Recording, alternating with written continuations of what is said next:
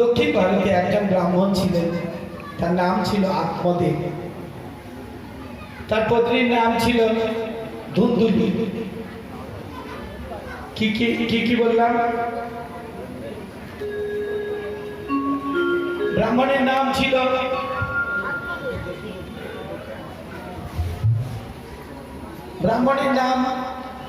আত্মদেব, তার পত্নীর নাম ধুন্দুলি। তারা নিঃসন্তান ছিল, তাদের কোনো সন্তান ছিল না।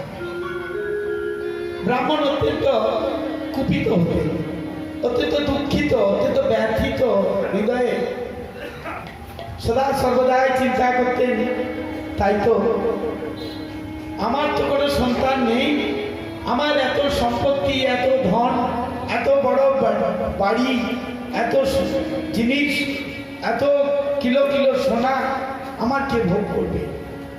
আমি যদি এই একটা সন্তান যদি না আমার হয়, বাস্তব আমাদের প্রত্যেকের দুঃখ হয়। দাম্পত্য জীবনের একটা ফল যদি না আসে, তাহলে দাম্পত্য জীবন লাভ নেই দাম্পত্য জীবন করে।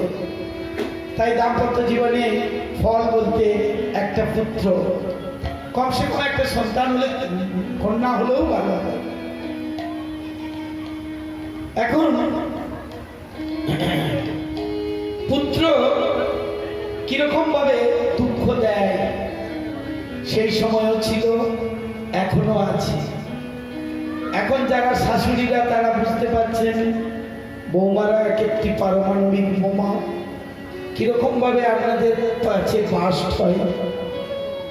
তাই তো আপনারাও বাস্ট করেছেন একদিন আপনাদের শাশুড়ি শ্বশুরের কাছে। এই জগৎ চলে আসে এই পারমাণবিক বোমাগুলি নিয়েই সংসার যাত্রা চলছে। আজকাল পুরুষদের পুরুষত্ব নেই, পুরুষরা বীর্যহীন হয়ে গেছে, তারা সকলেই পত্নীদের দাস হয়ে গেছে, তারা সকলেই স্ত্রীদের দাস হয়ে গেছে, বেশিরভাগই স্ত্রৈণ হয়ে গেছে, বীর্যহীন। প্রভুপাদ বলেছেন যশীর সঙ্গ করতে করতে তারা বীর্যহীন হয়ে যাচ্ছে। তাই গোকর্ণের আখ্যানে দেখাচ্ছ, সেই আত্মদেব একদিন তার পত্নীর সঙ্গে ঝগড়া করে বাইরে বেরিয়ে গিয়ে যেতে যেতে, আজকে আমি আর ফিরবো না যদি আমি সন্তানের আশা না পাই। তাই তিনি কি করলেন, তিনি যেতে যেতে হেঁটে হেঁটে যাচ্ছেন, মনের দুঃখে কষ্টে যাচ্ছেন। যেতে যেতে নদীর তীরে দর্শন পেলেন এক ব্রাহ্মণ, এক সাধু সন্ত মহাত্মা। সাধু সন্তদের কাজই হলো দুঃখী জীব, আমরা তো সকলেই দুঃখী জীব। তাই এই মনুষ্য জীবদের প্রতি বা সমস্ত জীবদের প্রতি দয়া করাই হচ্ছে সাধুগণ। তাই তাদেরকে বলেন দয়া পারাবার। সেই ব্রাহ্মণের কাছে, এই সেই সাধুর কাছে সেই ব্রাহ্মণ আত্মদেব তার চরণে গিয়ে পড়লেন। তিনি বটবৃক্ষের তলে তার যে শ্রীঅঙ্গে তিলক করছিলেন, তিলক করে তিনি আহ্নিক জপ করে চোখ খুলে দেখলেন এক ব্রাহ্মণ তার চরণে পড়ে আছে। বললেন, হে ব্রাহ্মণ, আপনার কি প্রয়োজন? আপনি কিসের দুঃখে এত দুঃখিত? বললেন, আপনি অন্তর্যামী, আপনারা জানেন সবকিছু, আপনারা ত্রিকালদর্শী। বললেন, হে ব্রাহ্মণ, তুমি এ জন্মে তো সন্তান লাভ করতে পারো নাই, পরপর 7টি জন্ম তোমার কোনো সন্তান হবে না। তখনকার দিনে, আগের দিনে একটা খুব সংস্কার ছিল, যদি কারো পুত্র কন্যা না হতো তাদেরকে আমরা যেমন বলি বন্ধা, সেই তাদেরকে কোনো শুভ কাজে প্রবেশ করতে দিত না। তাদেরকে সকালে এরকম বলতো, ওর সকালে ঘুম থেকে উঠে ওর ঘুরতে গেলে পাপ হবে, আমার সারাদিন খারাপ যাবে। এই সমস্ত দুঃখে তিনি বললেন, প্রভু, যে কোনো আপনি একটা উপায় করতে পারবেন, আপনি আমাকে একটি উপায় করে দেন, যে কোনো ভাবে আমার যেন একটি সন্তান হয়। বললেন তোমার পত্নী তো সন্তান চাই না। বললেন আপনি একটা উপায় করে দেন। খুব কাঁদছেন চরণ ধরে, সাধুর চরণ ধরে যখন কাঁদছেন, সাধু তখন তার ঝোলা থেকে একটি পক্ক আম্র ফল, মানে আম পাকা যাকে বলে, একটি সুন্দর আম পাকা বের করে তার হাতে দিয়ে বললেন যে যাও, তুমি এইটি নিয়ে গিয়ে তোমার পত্নী যদি খায়, আশা করি খাবে না, তাও তুমি যদি খাই তুমি তাকে খাইও, খেলে দেখবে তার একটি সে গর্ভবতী হবে এবং 3 মাসের মধ্যেই তার একটি সন্তান, পুত্র সন্তান। আমরা সাধারণত জানি 10 মাস 10 দিন, এখন 9 মাস 10 দিন টাইম দিচ্ছেন, কিন্তু সেখানে বলা আছে 3 মাস। 3 মাসের মধ্যে তুমি একটি পুত্র সন্তান লাভ করতে পারবে। দিয়ে তিনি হাসছেন নিজ মনে, সেই সাধু বাবা। এখন সেই আত্মদেব আনন্দে আত্মহারা হয়ে তিনি গৃহে ফিরলেন। গৃহে ফিরে তিনি তার পত্নী ধুন্ধুলিকে সেই পাকা আমটি দিচ্ছেন। ধুন্ধুলি চায় না যে সে অন্তঃসত্ত্বা হোক, ধুন্ধুলি চায় না, তার কারণ সে দেখিয়েছে। তার যদি পেটটা বড় হয়ে যায়, পেটে সন্তান এলে পেট বড় হবে, সে কাজ করতে পারবে না। আর তখনকার দিনের নিয়ম ছিল দক্ষিণ ভারতে, হ্যাঁ, দক্ষিণ ভারতের নিয়ম ছিল যখন থেকে অন্তঃসত্ত্বা হবে, যতক্ষণ না তার সন্তান সে প্রসব করছে, ততদিন তার পতি পত্নীর মধ্যে কোনো সাক্ষাৎ হবে না, দেখা হবে না। এখনকার দিনের মতো নয়, একেবারে পত্নীকে কোলে তুলে নিয়ে গিয়ে নাচাবে, তা নয়।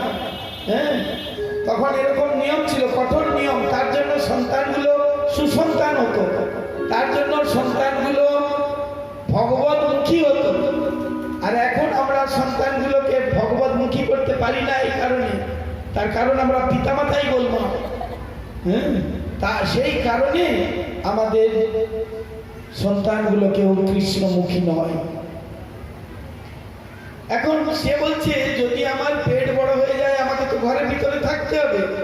আর ঘরের ভিতরে থাকলে আমার ওই 3-4টে ননদ আছে, ভাগবতে এরকম ভাবে উল্লেখ আছে, 3-4টে ননদ আছে, ওরা সব সম্পত্তি নিয়ে চলে যাবে, আমার সোনা দানা টাকা পয়সা যা আছে নিয়ে চলে যাবে।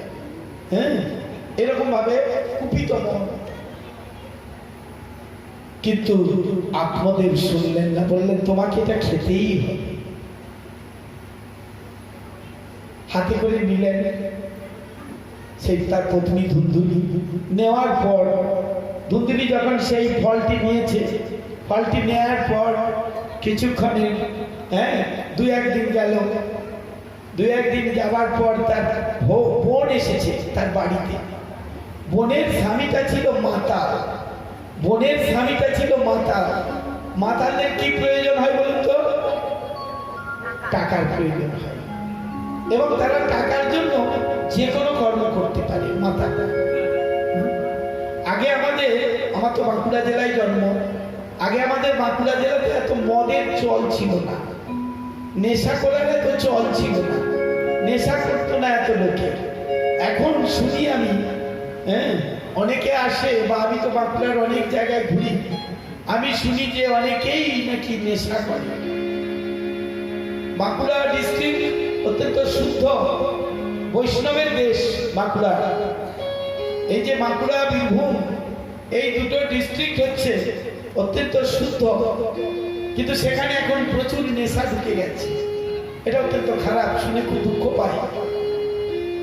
তো মাতালদের টাকার দরকার, তাই কি করলো, তার বোন বলল দিদি তুই একটা কাজ কর, তুই ওই আমটা, তোর বাড়িতে যে গরুটা আছে না, ওরও তো বাচ্চা হয় নাই, দেখা যাক সাধুর কথাটা ফলে কিনা, তুই ওই গরুটাকে ওই ফলটা খাইয়ে দে। আর আমরা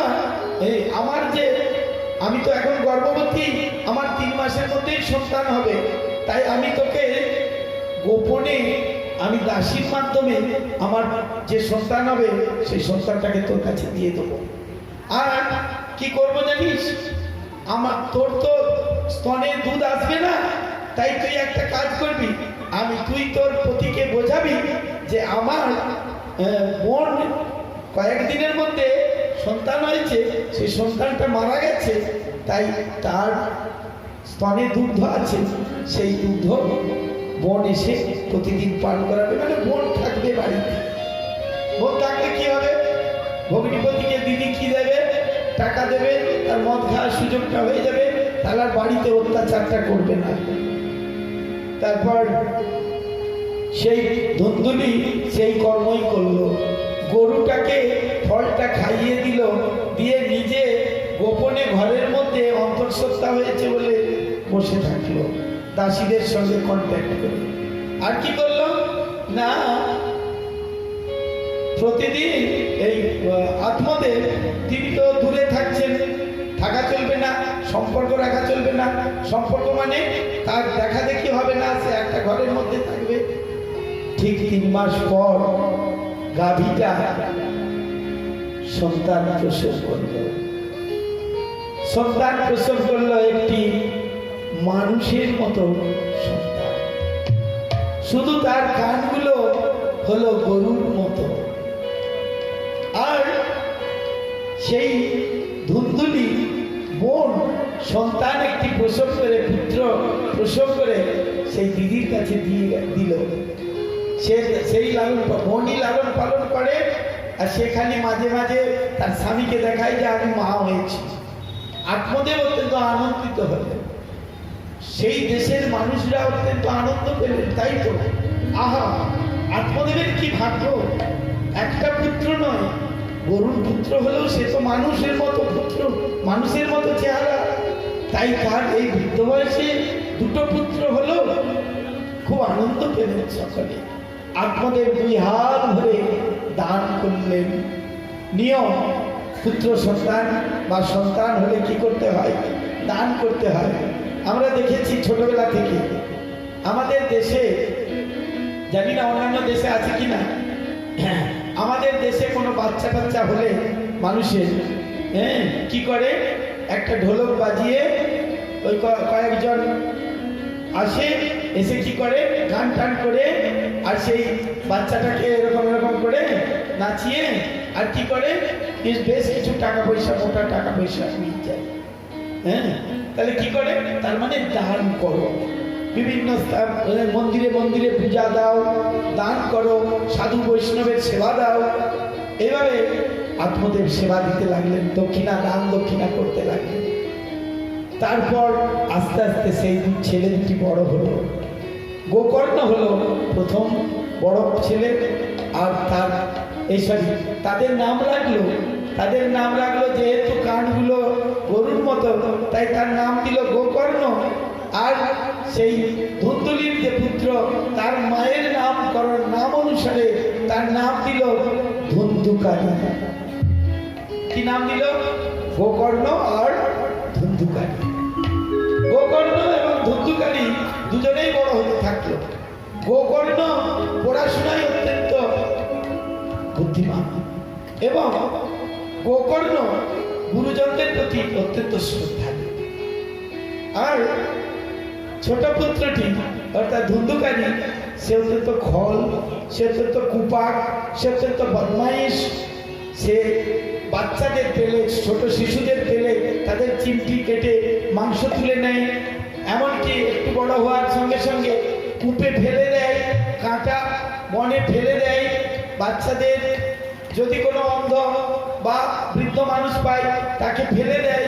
এরকম করতে করতে অত্যন্ত বদমাইশ হয়ে 11 বছর বয়সে সে ব্যবসালয়ে যেতে থাকলো। ব্যবসালয়ে যেতে যেতে তার পিতা অত্যন্ত দুঃখ পেলেন।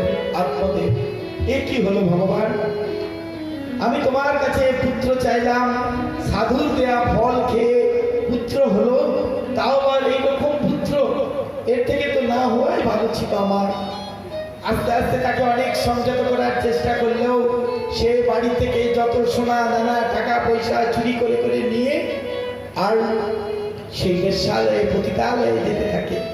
পতিতালয়ে যেতে যেতে একদিন এইভাবে তার পিতা মাতাকে মারধর করতে আরম্ভ করে। এরকম করতে করতে গোকর্ণ তাদের যখন প্রায় 16 বছর বয়স, তখন আত্মদেব জিজ্ঞাসা করছেন গোকর্ণকে, হে গোকর্ণ, তুমি তো অত্যন্ত বুদ্ধিমান, তুমি তো আধ্যাত্মিক জগতে অনেক পুষ্ট, তাই আমার কি কর্তব্য? পিতা জিজ্ঞাসা করছেন পুত্রকে। করতেই পারি, কেউ যদি এখানে বয়সের, আধ্যাত্মিক জগতে বয়সের কোনো নেই। তার কারণ আমরা দেখেছি রাজা শুদ্ধোধনের পুত্র ছিলেন কে? বুদ্ধদেব, যিনি ভগবানের একটি অবতার। সেই বুদ্ধদেবকে রাজা শুদ্ধোধন প্রণাম করেছিলেন, তার মা প্রণাম করেছিলেন। কেন? তিনি আধ্যাত্মিক জগতে অনেক উন্নত, তাই তাকে প্রণাম করেছিলেন। এইভাবে আমরা দেখতে পাই এখানে বয়সের কোনো নেই। গোকর্ণ একটি খুব ভালো কথা বললেন। গোকর্ণ বললেন, পিতা, তুমি আর এই গৃহে থেকো না, তুমি বানপ্রস্থ নিয়ে তুমি বনে গমন করো। কি বললেন? বানপ্রস্থ নিয়ে তুমি বনে গমন করো। আগের দিনে তো তাই ছিল, এখন আমরা অত্যন্ত আসক্ত। আগের দিনে কি ছিল জানেন? বড় বড় রাজারা, বড় বড় সকলেই, সমস্ত গৃহস্থ মানুষ কি করতেন? পুরুষেরা কি করতেন? তারা 50 বছর 55 বছর বয়স হয়ে গেলে তারা সংসার ত্যাগ করে কি করতেন? বনে চলে যেতেন।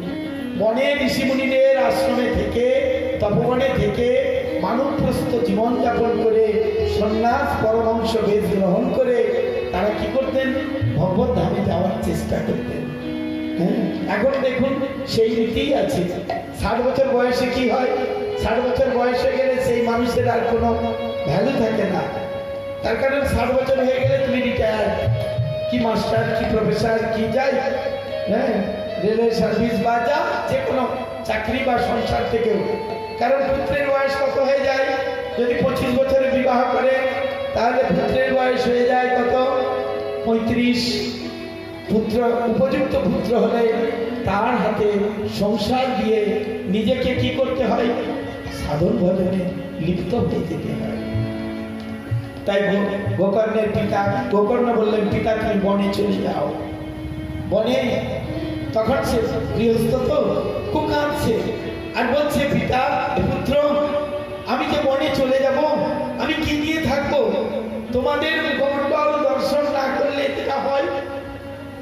পিতারা কি বলবে? পিতামাতারা একটি পুত্রের, যেমন একটি ছেলে। আমার গ্রামে, আমি যে গ্রামে আমার জন্ম, এই কয়েকদিন আগে নবদ্বীপ পরিক্রমা হচ্ছে। তারা মা ছেলে গিয়েছে, খুব ধনী ছেলে, খুব বড় ব্যবসা করে, কিন্তু ছেলে বিবাহ করতে চাইছে না, বড় ছেলে বিবাহ করতে চাইছে না। তো বলছে ছোট ছেলে বিবাহ দেবো, তো বড় ছেলে। আমি বলছি, আমাকে 1000 টাকা দিচ্ছে, দিয়ে বলছে, মহারাজ আপনি একটা কাজ করুন, আমার ছেলের নামে পুজো দেন, যাতে আমার ছেলের বিবাহ হয়। তা আমি খুব হাসছি। আমি বলছি, একটা কাজ করো, একটা কাজ করো, তুমি বরং তোমার ছেলেটাকে আমাকে দিয়ে দাও।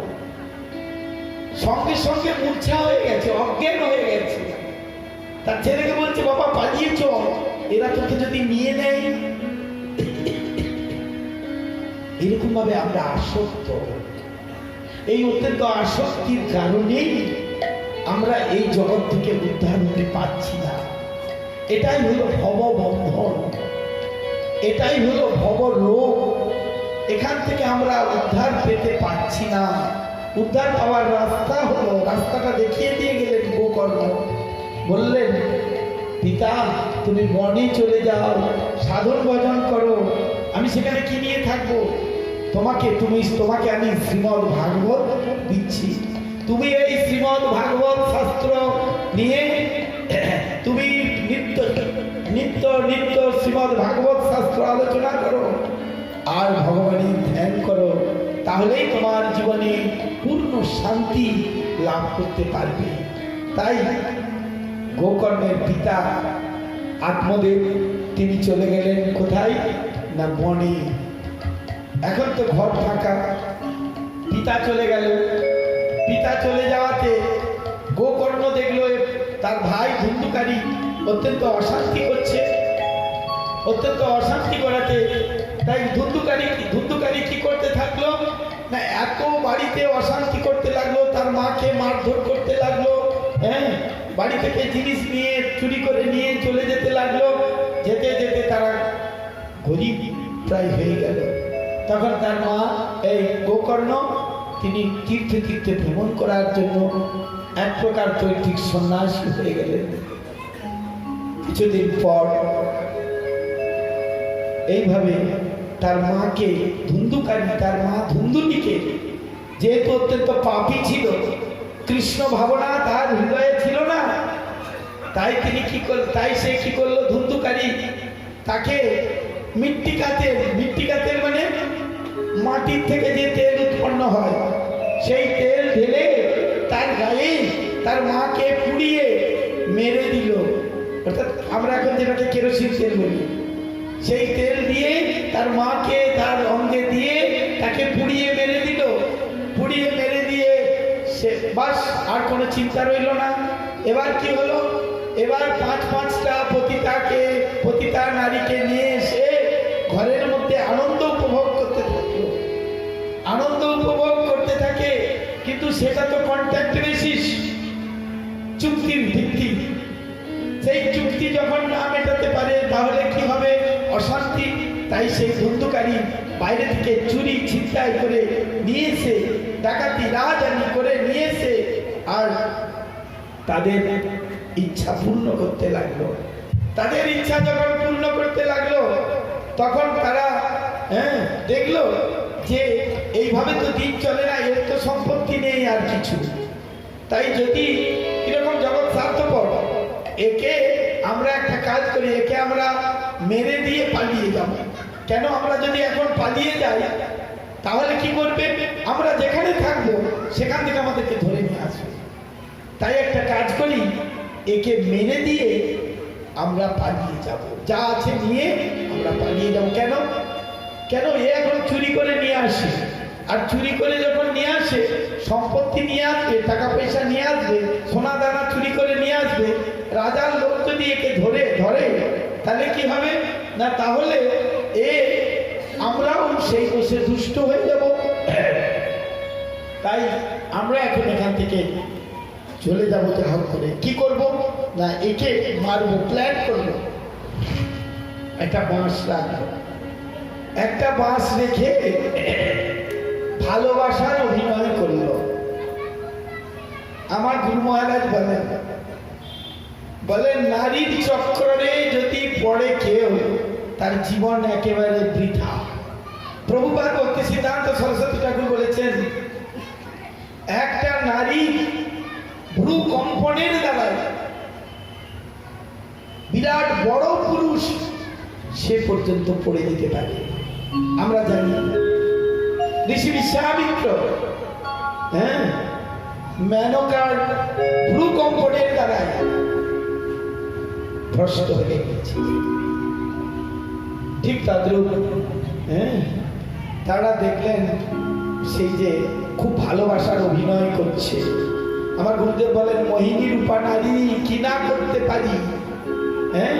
নারীরা দারুণ অভিনয় করতে পারে, খাটতেও পারে, হাসতেও পারে, মেরে দিতেও পারে, সব কিছু করতে পারে। তাই তাদেরকে ভালোবাসার অভিনয় করে তাকে সেই বাঁশের মধ্যে শুইয়ে 5 জনে একসাথে তার প্রতি ভালোবাসা করছেন। করতে করতে চুম্বন দিতে দিতে আরেকজন একটা বাঁশ নিয়েছে, তার গলায় দিয়ে, নিচে বাঁশ ওপরে বাঁশ, গলার এখানে বাঁশ দিয়ে তাকে মেরে দিয়ে সেই ঘরের মধ্যে পুঁতে দিয়ে আর তারা যা ছিল নিয়ে পালিয়ে গেল। অনেক শিক্ষণীয় বিষয় আছে, এখন যাওয়ার সময় নেই। তারপর সেই জগতে, সেই গ্রামে অত্যন্ত উৎপাত আরম্ভ হয়ে গেল। ধুন্ধুকারী এক বিরাট বড় প্রেত হতে লাগলো। প্রেত হয়ে সেই গ্রামে কোনো নারী যদি রাস্তা দিয়ে পার হয়ে যায়, সেই প্রেত গিয়ে তাকে আকর্ষণ করে ধুন্ধুকারী। আপনারা বলতে গেলে অনেক কথা বলতে হয়। আমি পরম পূজ্য ভক্তি সর্বস্ব গোবিন্দ মহারাজের কাছে শ্রবণ করেছিলাম একবার। উনি বলেছিলেন, আমি জিজ্ঞাসা করেছিলাম, আচ্ছা মহারাজ, এখন কি প্রেত প্রেত আছে, ভূত প্রেত আছে, এসব গয়া পেয়া দিচ্ছে প্রেত? বলে আমাদের এই চোখে দেখতে পাই না, প্রেতের কি করে জন্ম, তাই তিনি আমাকে বলেছিলেন আমাদের যখন মৃত্যু হয়, মৃত্যু হওয়ার পর এটা তো স্থূল দেহ, এই স্থূল দেহটার মৃত্যু হয়ে যায়, সূক্ষ্ম দেহটাকে যমরাজা নিয়ে যায় যমলোকে।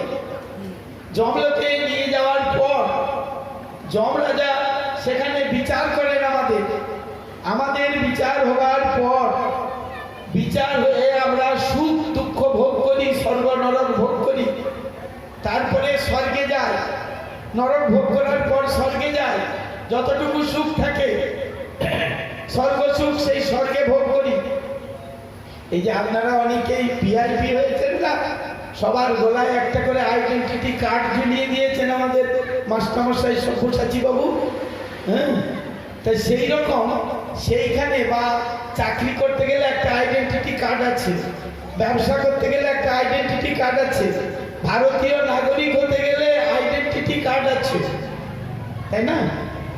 সেরকম স্বর্গে যখন পৌঁছাই আমরা, তখন পুরুষদেরকে একটা এরকম মালা দেয়, যে আমাকে যেরকম একটা মাস্টারমশাই মালা দিয়েছেন, এরকম তাদের কর্মচারীরা একটা মালা দেন। নিয়ম হচ্ছে যতক্ষণ তার স্বর্গ সুখের মানে পুণ্য কর্ম থাকবে, ততক্ষণ তার মালাটা, পুরুষের মালাটা শুকোবে না, এটা তার পরিচয় পত্র। আর নারীরা সেখানে যে সুখ ভোগ করবে, নারীদের অত্যন্ত সুখ ভোগ সেখানে নন্দনকাননে, নারীরা যত সুখ ভোগ করবে না কেন, তারা অন্তঃসত্ত্বা হবে না। অর্থাৎ মায়েদের যে মাসে একটা ঋতু হয়, সেই ঋতুটা সেখানে হবে না, সেখানে হয় না ওসব।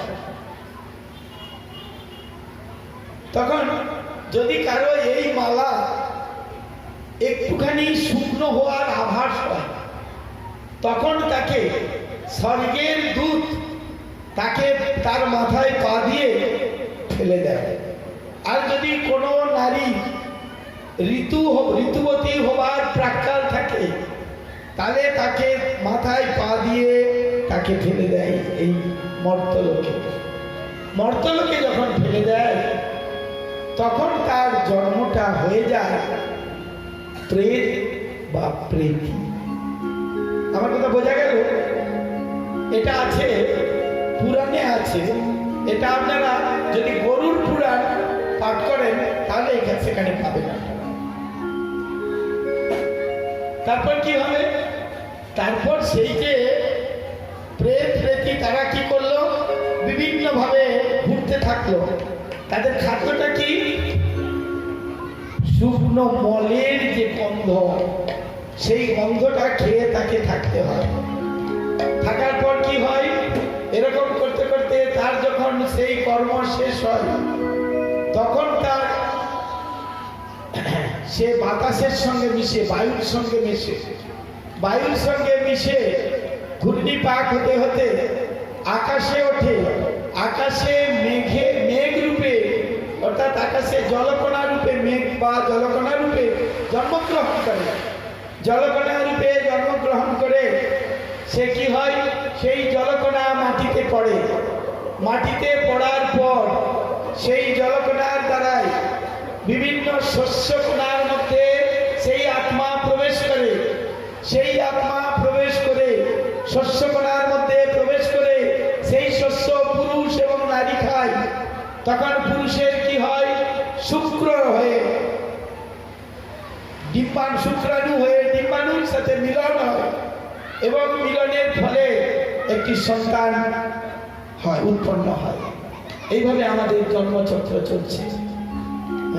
তাই প্রেত আছে। অত্যন্ত কষ্টদায়ক প্রেত হয়েছে ধুন্ধুকারী। তাই ধুন্ধুকারীকে সেখানে লোক কেউ কিছু করতে পারছে না। তারা সকালে মিলে ধুন্ধুকারীর জন্য গয়াতে প্রেত শিলায় গিয়ে পিণ্ডদান করেছে, তথাপি তার অত্যাচার বন্ধ হয় না। একদিন ঘুরতে ঘুরতে গোকর্ণ এসেছে তার বাড়িতে, এসে দেখছে কি অবস্থায় থাকে, কি অবস্থায় আছে। এসে শুনে তিনি খুব মর্মাহত।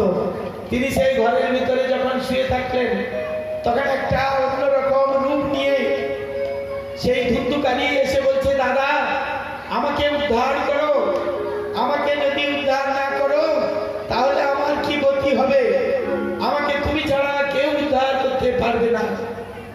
ঠিক এরকম ভাবে আমাদের একজন মহারাজ ছিলেন, ভক্তি ভ্রমর প্রেমানন্দ তীর্থ মহারাজ, প্রভুপাদ ভক্তি সিদ্ধান্ত সরস্বতী ঠাকুরের শিষ্য।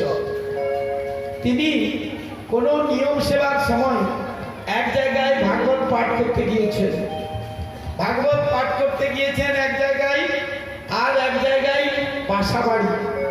তাই সেইখান থেকে একটা মাঠ পার হয়ে আসতে হবে। সেই মাঠে ছিল একটা অশ্বত্থ গাছ।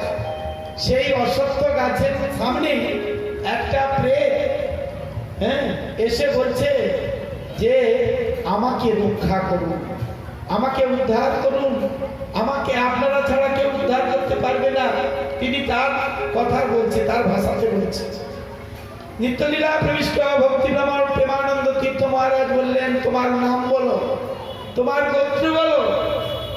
সেই প্রেত তার নাম গোত্র বলার পরে তিনি কি করলেন, তিনি গিয়ে তারপরের দিন একাদশী ছিল, সেই একাদশীর দিন সারাদিন সারা রাত্রি 24 ঘন্টা হরিনাম সংকীর্তন করলেন এবং হরিনাম সকলে মিলে হরিনাম সংকীর্তন করলেন তার উদ্দেশ্যে।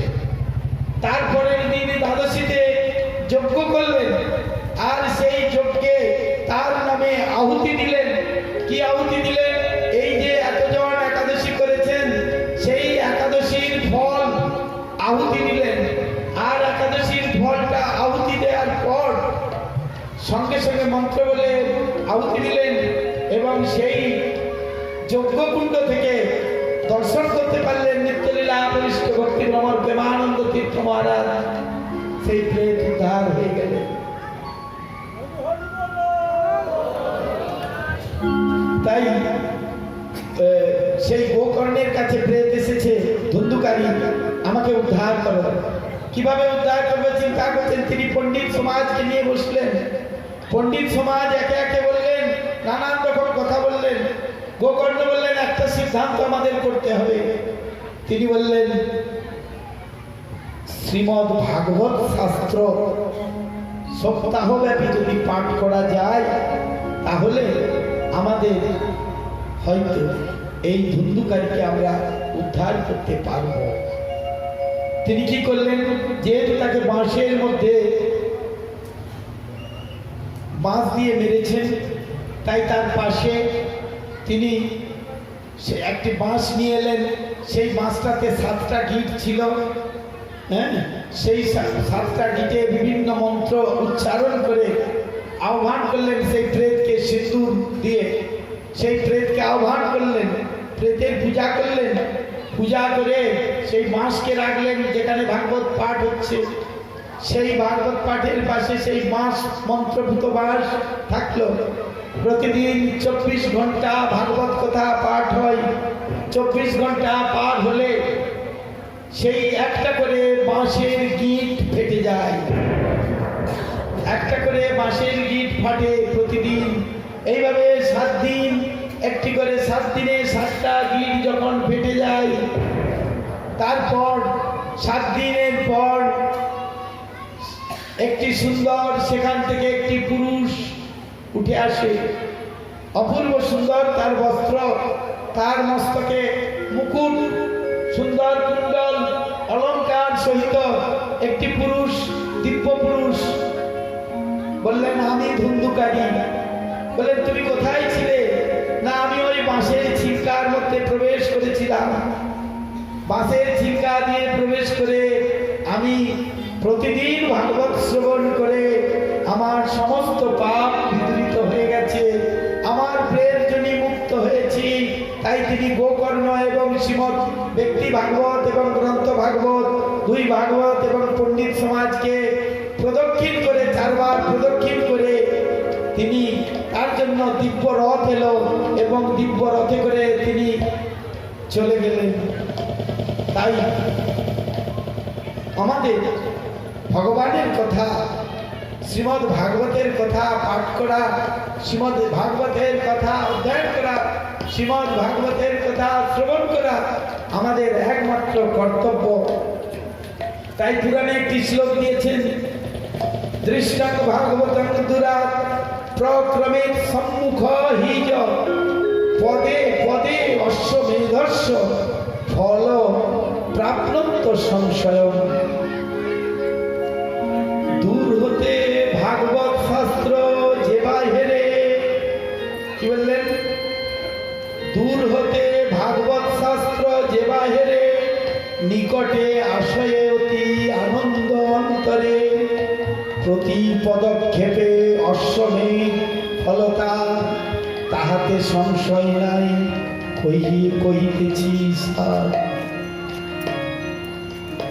দূর থেকে যদি কেউ ভাগবত দর্শন করেন, দুই ভাগবত, ব্যক্তি ভাগবত এবং গ্রন্থ ভাগবত, অর্থাৎ পরম বৈষ্ণবকে যদি দর্শন করেন এবং যদি গ্রন্থ ভাগবতকে দর্শন করেন, তার প্রতি পদক্ষেপে অশ্বমেধ যজ্ঞের ফল লাভ হয়ে যায়।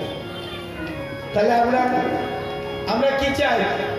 আমরা কি এই যে নোংরা জড়রূপ যে ড্রেন, সেই ড্রেনের মধ্যে চুপাচুপি খেতে চাই, নাকি আমরা অশ্বমেধ যজ্ঞের ফল লাভ করতে চাই? তাই যারা বুদ্ধিমান ব্যক্তি, শুধু বুদ্ধিমান নয়, সুবুদ্ধিমান ব্যক্তি, তারা সকলেই শ্রীমদ্ ভাগবতের কথা শ্রবণ করবেন। আরো বলেছেন, ভাগবত শাস্ত্র যেবা দর্শন করিয়া ভক্তি ভরে প্রণাম করে উঠে দাঁড়াইয়া। যদি কেউ ভাগবত শাস্ত্রকে দর্শন করে একবার প্রণাম করেন, বা ব্যক্তি ভাগবতকে দর্শন করে প্রণাম করেন, দর্শনে পবিত্র করো, এই তোমার গুণ। বৈষ্ণবকে দর্শন করলে পবিত্র হওয়া যায়। তাই বললেন, দর্শনে পবিত্র করো, এই তোমার গুণ। তার একটি কথা বাস্তব জ্বলন্ত দৃষ্টান্ত ছিল প্রভুপাদ ভক্তি সিদ্ধান্ত সরস্বতী ঠাকুর। ভক্তি সিদ্ধান্ত সরস্বতী ঠাকুর যখন তিনি মিশন তৈরি করছিলেন, তিনি যখন গৌড়ীয় মিশন তৈরি করবেন, তিনি উল্টো ডাঙাতে ঘর ভাড়া নিয়ে সেখানে থেকে তিনি বক্তৃতা দিচ্ছেন, পাঠ করছেন, প্রচার করছেন। প্রচার করতে করতে তিনি একদিন তার শিষ্যদের পাঠিয়েছেন, যান ভিক্ষা করে নিয়ে আসুন। তারা ভিক্ষা করতে গেছেন। কোথায় ভিক্ষা করতে গেছেন? বাগবাজারের কাছে। সেখানে ভিক্ষা করছেন এক জমিদার বাড়ি। আপনারা সকলে জানেন, সুলেখাই মনে আছে? আমরা জানি, এখনকার ছেলেরা জানে না। সুলেখা সোহেল কোম্পানির কালী, আপনারা সকলে অনেকেই জানেন। সেই সুলেখা কোম্পানির মালিক, সুলেখা সোহেল কোম্পানির মালিক, আরো অনেক কোম্পানির মালিক ছিলেন।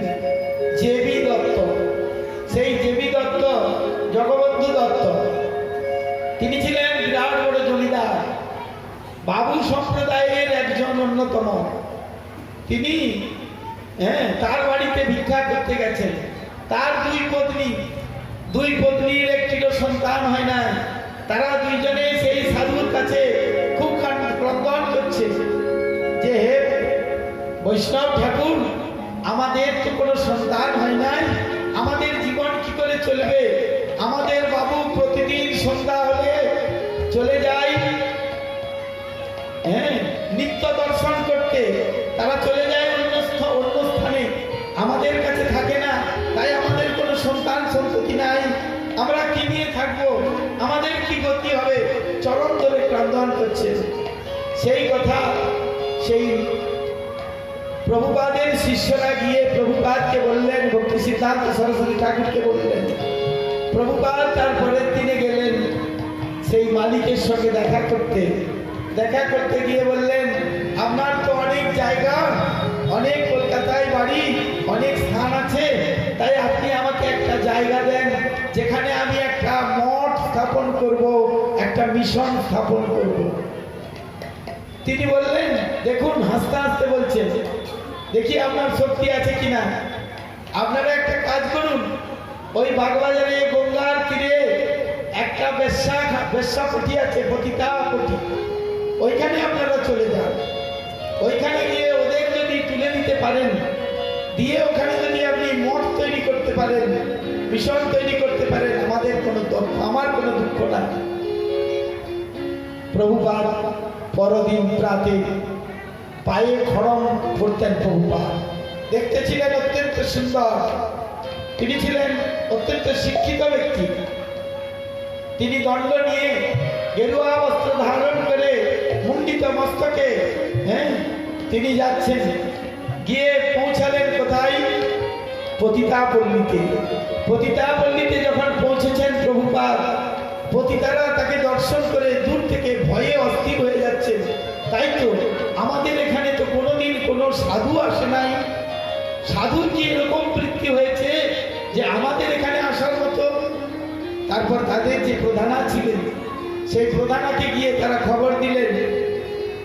প্রভুপাদ যখন এলেন, সকলেই প্রভুপাদকে দর্শন করে প্রণাম করলেন। প্রভুপাদ সকলকে প্রণাম করলেন। প্রভুপাদ বললেন সেই প্রধানাকে, মা, আপনার কাছে আমি আপনার সন্তান, তাই আপনার কাছে আমি একটি জিনিস ভিক্ষা চাইছি। বললেন, কি জিনিস প্রভু? না, আমি একটি জিনিস ভিক্ষা চাইছি, এই স্থান থেকে আপনারা চলে যান, এই স্থানে আমি একটি মিশন তৈরি করব। তখন সেই মা বললেন, সেই যিনি প্রধানা ছিলেন তিনি বললেন, আমরা কোথায় যাব? এতজনকে নিয়ে আমরা যাব কোথায়? তখন তিনি জগবন্ধু দত্তের কাছে গেলেন। প্রভুপাদ বললেন, ওদেরকে জায়গা দেন। সেই জগবন্ধু দত্ত বিভিন্ন স্থানে, সেই কলকাতার বউবাজার বা সোনাগাছি, এই সমস্ত স্থানগুলো দিয়ে দিলেন। তারা সেখানে গিয়ে সুখে স্বাচ্ছন্দ্যে বাস করতে লাগলেন। প্রভুপাদ সেখানে 3 কোটি নাম যজ্ঞ করলেন। নিজে বসে 3 কোটি নাম করলেন, আর 3 কোটি নাম করে সেই জায়গাকে পবিত্র করে দিলেন। পবিত্র করে তিনি সেখানে গৌড়ীয় মিশন তৈরি করলেন। সেখানে অপূর্ব সুন্দর রাধা মাধব শ্রীমান মহাপ্রভুর বিগ্রহ প্রতিষ্ঠা হলো। সেই স্থান থেকে আজ সারা পৃথিবীতে আজ গৌড়ীয় বৈষ্ণব ধারা প্রচার হচ্ছে। তাহলে দর্শনে পবিত্র করো, এই তোমার দর্শন করে, এই ব্যক্তি ভাগবতকে দর্শন করে আমরা সমস্ত কিছু লাভ করতে পারি। তাই কি বললেন? ভাগবত শাস্ত্র যেবা দর্শন করিয়া ভক্তি ভরে প্রণাম করে দাঁড়াইয়া, তখন তাহার প্রতি হয়ে কৃপাবান, ধন পুত্র পত্নী ভক্তি আমি করি না। একটু পরে কালেকশন করবেন, এই যে গৌরী শুক্রবার এখন কালেকশন করবেন না, হ্যাঁ, 8:30, একটু পরে 10 মিনিট পর। তাই সেই ভক্তি ভরে যদি কেউ আমাকে প্রণাম করে, তার ধন পুত্র ভক্তি সব কিছু লাভ হয়ে যায়। এরকমও বলেছেন, হে সুব্রত, যে কোনো পার্বণ উপস্থিতিতে আমার প্রসন্নতায় যদি সমস্ত উৎসবেতে বস্ত্র অলঙ্কার ধূপ দীপ পুষ্প প্রভৃতি দিয়ে অর্পণ করে শ্রদ্ধা সহকারে যদি আমার কেউ পূজা করে, আমার কেউ যিনি আচরণ মুখে প্রচার করছেন তাকে নিয়ে এসে যদি আমার কথা পাঠ হয়, তাহলে আমি তার প্রতি কৃপা পরবশ হয়ে তাকে ভক্তি দান করি। হরে কৃষ্ণ কৃষ্ণ কৃষ্ণ হরে হরে, হরে রাম রাম রাম হরে হরে।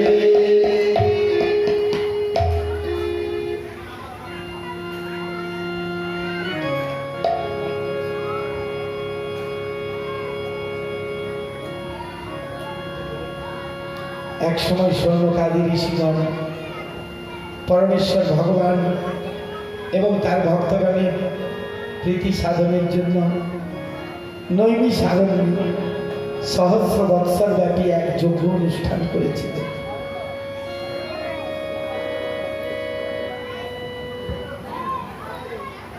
কেউ গোলমাল করবেন না, আপনারা কথা বলবেন না, চুপচাপ বসে।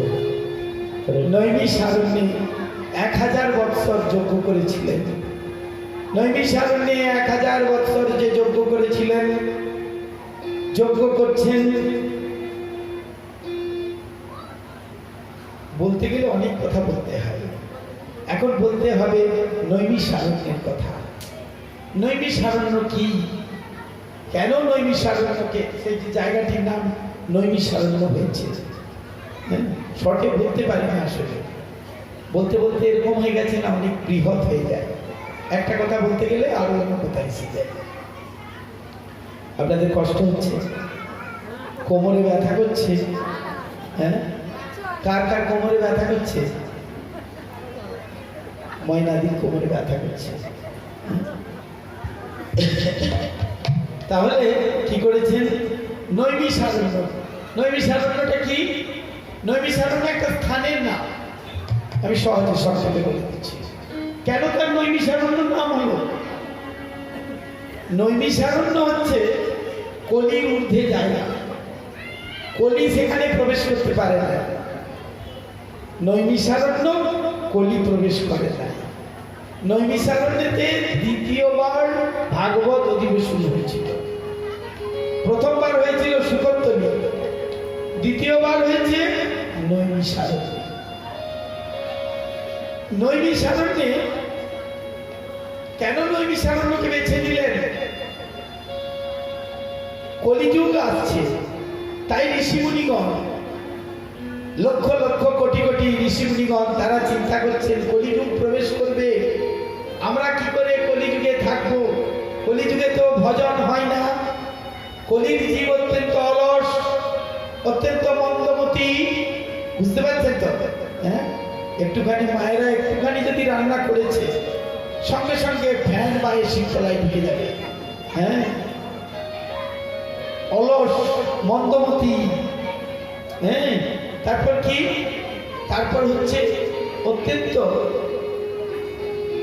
দুঃখী। তাই তাদেরকে, তাদের সেই তার থেকে উদ্ধার করবার জন্য, বা সেখানে তো আমাদের ভজন সাধন হবে না, তাই আমরা কি করব? আমাদের কি উপায়? আমরা কোথায় থাকবো? আমাদের উপায় কি? তখন বললেন যে ঠিক আছে, তারা তপস্যা করতে থাকলেন, তারা ব্রহ্মার তপস্যা করলেন, ব্রহ্মার নাম জপ করতে থাকলেন। ব্রহ্মা বললেন কি চাই তোমাদের? বললেন আমরা কলিযুগ আসছে, আমরা কোথায় থাকবো? আমাদের স্থান দেন। বললেন ঠিক আছে, আমি একটা চক্র ছাড়ছি, এই চক্রের আলো যেখানে শেষ হবে সেইখানে গিয়ে সেই স্থানে কলি প্রবেশ করতে পারবে না, সেই স্থানে তোমরা সাধন ভজন করতে পারবে। এই চক্র দেখতে দেখতে তোমরা যাবে। তাই সেই ঋষিমুনিগণ সেই চক্র যখন ছাড়লেন, ব্রহ্মা চক্র ছাড়ার পর ঋষিমুনিগণ সেই চক্র দর্শন করতে করতে করতে করতে ঋষিমুনিগণ কি করলেন? ঋষিমুনিগণ গোবিন্দ নাম কীর্তন করতে করতে আর ছুটতে ছুটতে সেই চক্রের আলো দর্শন করতে করতে যাচ্ছে। যেতে যেতে যেতে যেতে যে স্থানে চক্রের আলো বন্ধ হলো, সেই স্থানে তারা ভজন সাধন করতে থাকলেন। সেই স্থানটা যেহেতু চক্রের নেমই সেখানে পড়েছিল, চক্রের নেমই সেখানে শেষ হয়েছিল, তাই সেই অরণ্যটার নাম হয়েছে নৈমিষারণ্য। এবং সেই স্থানে মহামুনি লোমহর্ষণের পুত্র অসামান্য উগ্রশ্রবা সুত গোস্বামীপাদ উপস্থিত ছিলেন।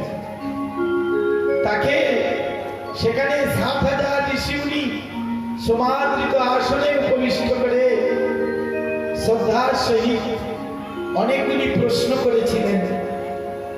হ্যাঁ, ঋষিমুনিগণ সেই সুত গোস্বামীপাদকে প্রশ্ন করেছিলেন সেই প্রশ্নগুলি হলো, প্রশ্নের উত্তরগুলি হলো শ্রীমদ্ ভাগবত। কি কি প্রশ্ন তাহলে জানতে পারি? জানি কলিতে মানবের মুক্তির উপায় কি?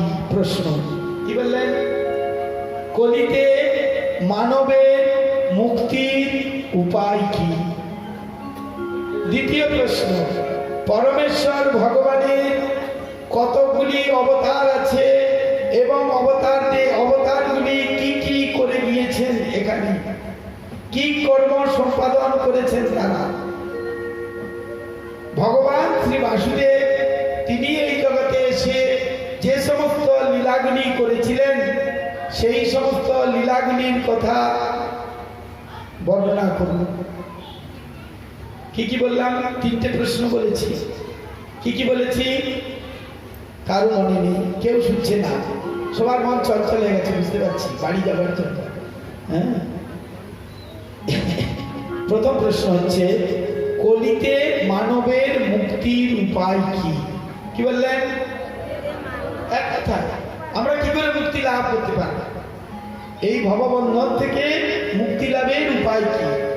দ্বিতীয় কি, পরমেশ্বর ভগবানের কতগুলি অবতার এবং সেই অবতারগুলি কি কি লীলা সেগুলি বর্ণনা করুন। ভগবান বাসুদেব তিনি কি কি লীলা করে গেলেন, যা করেছেন সেই লীলাগুলি আমাদের কাছে বর্ণনা করুন। তারপর বললেন ভগবান শ্রীকৃষ্ণ তিনি যে নিত্যধামে যাবেন তার অপ্রকটের পর সনাতন ধর্ম কার আশ্রয় গ্রহণ করবে? সনাতন ধর্ম কার আশ্রয় গ্রহণ করবে? ভগবান শ্রীকৃষ্ণের অপ্রকটের পর এই পৃথিবীর বা এই ধরিত্রীর রক্ষাকর্তাকে আমাদের এই যে জড় মন,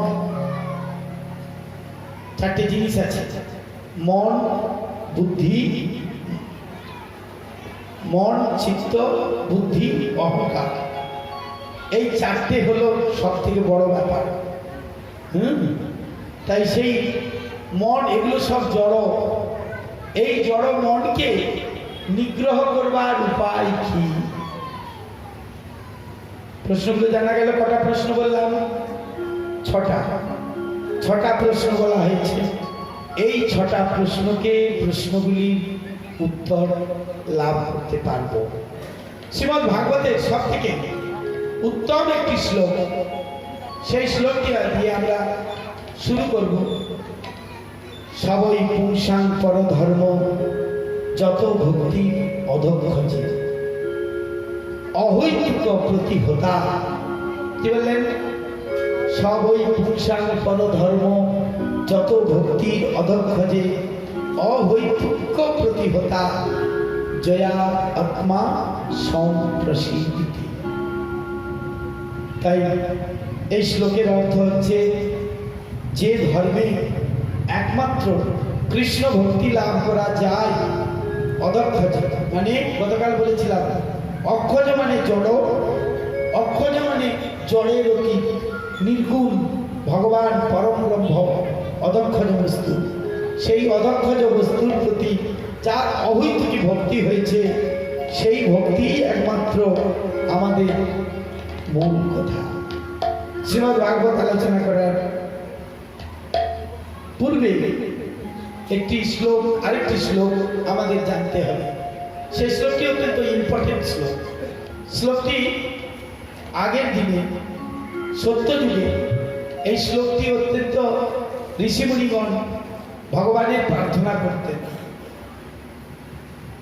বাসুদেব পরা বেদা বাসুদেব পরা মুখা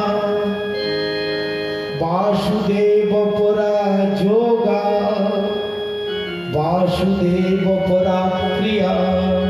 কি কি বললেন?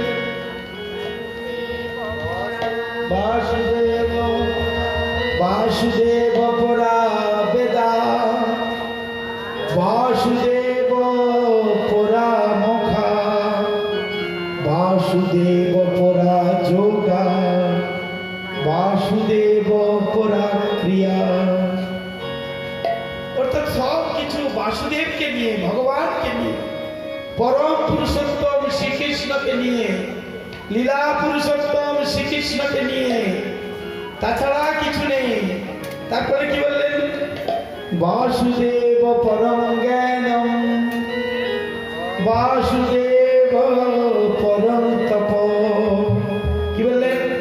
বাসুদেব পরম জ্ঞানম, বাসুদেব পরম তপ, বাসুদেব পরম ধর্ম, বাসুদেব পরাগতি। আমার গুরু মহারাজ এটাকে সুন্দর করে গান করে বলেছিলেন, আমাকে শিখিয়েছিলেন প্রথম। আমি তো গান জানি না, তা আমার সুর তাল নেই। গুরুদেব আমাকে অনেক চেষ্টা করেছিলেন, বলেছিলেন আপনি গান, ভগবানের নাম কীর্তন করার চেষ্টা করুন ভালো করে। আমি করতে পারি না, শিখতে পারি না। বাসুদেব পরা বেদা, বাসুদেব পরা মোক্ষ, বাসুদেব পরা যোগা, বাসুদেব পরা প্রিয়, বাসুদেব পরা বেদা, বাসুদেব পরা মোক্ষ, বাসুদেব পরা যোগা, বাসুদেব পরা প্রিয়।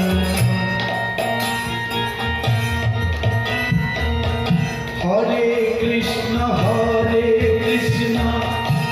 কৃষ্ণ কৃষ্ণ হরে হরে, হরে রাম রাম রাম হরে হরে। হরে কৃষ্ণ কৃষ্ণ কৃষ্ণ হরে হরে, হরে রাম রাম রাম হরে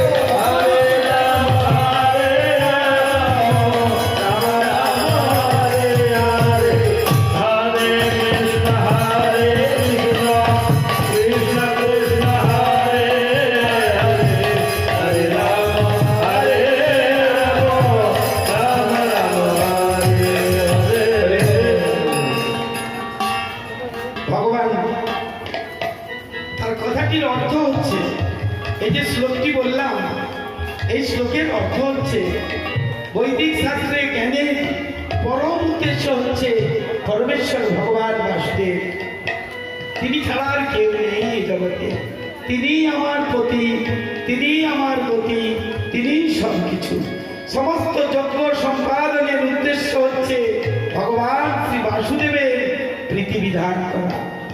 সমস্ত যজ্ঞ সম্পাদনের উদ্দেশ্য হচ্ছে ভগবান বাসুদেবের প্রীতি বিধান করা। তাই বাসুদেবকে জানা সমস্ত সকাম কর্মের চরম ফল হচ্ছে বাসুদেব, এবং তিনি সে চরম ফল আমাদের প্রদান করেন। তিনি ছাড়া আমাদের কেউ চরম ফল প্রদান করতে পারেন না। বাসুদেবই আমাদের জীবনের পরম উদ্দেশ্য। তাই তার কথা আমাদের সদা সর্বদাই শ্রবণ করতে হবে, সদা সর্বদাই চিন্তন করতে হবে, সদা সর্বদাই স্মরণ করতে হবে। তাই কি বলেছি? তব কথামৃতম তপ্ত জীবন কবিভিড়িত কল্পসাধন। তব কথামৃতম তপ্ত জীবন কবিভিড়িত কল্পসাধন। তব কথামৃতম তপ্ত জীবন কবিভিড়িত কল্পসাধন। তব কথামৃত তপ্ত জীবন কবিভিড়িত কল্পসাধন। শ্রবণমঙ্গলম শ্রীমদাততম, শ্রবণমঙ্গলম শ্রীমদাততম, শ্রবণমঙ্গলম শ্রীমদাততম, শ্রবণমঙ্গলম শ্রীমদাততম। ভূপি গৃহ্ণতি